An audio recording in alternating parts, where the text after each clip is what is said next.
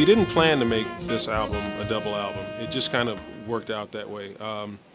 It just kind of worked out that we had 13 new songs that we hadn't previously recorded, ready and raring to go.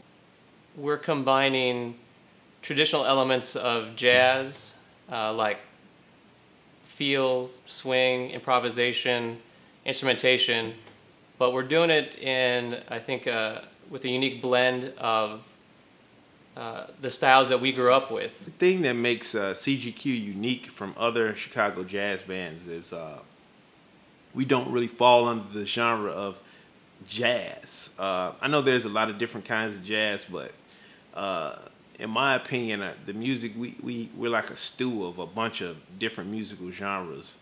You know, we had a series of gigs in the months leading up to the recording sessions, and we got in there, and you know, I think we had 3 days booked, and after a day and a half, everything was done, and we all kind of looked at each other like, I guess we're done.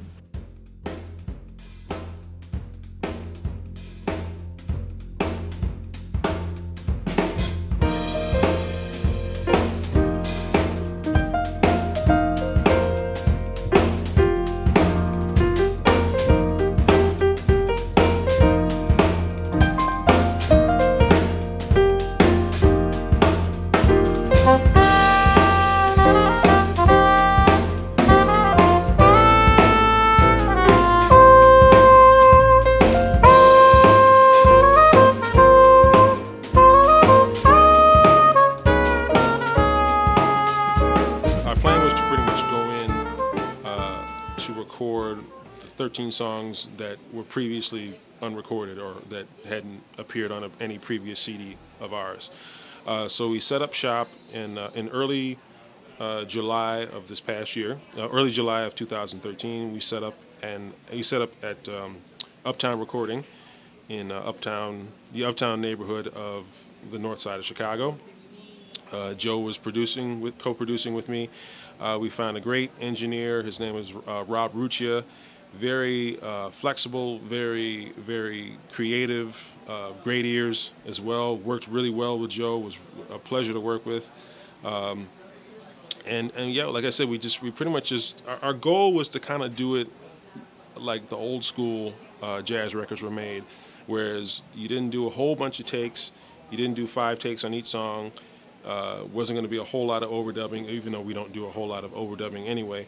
Our plan was to pretty much go in and knock a song out in 1 or 2 takes. I thought it was going to be a jazz band, and it's as much rock as it is jazz.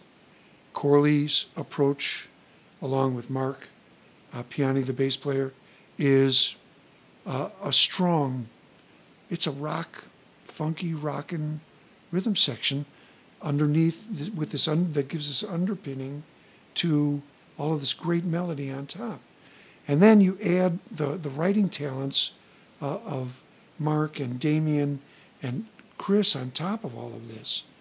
It ranges from a classic ballad, jazz-oriented things to very much pop. It's completely unique as far as writing. And I've heard a ton of the other writing, and not to be disparaging about anybody else's writing, but this was a step outside.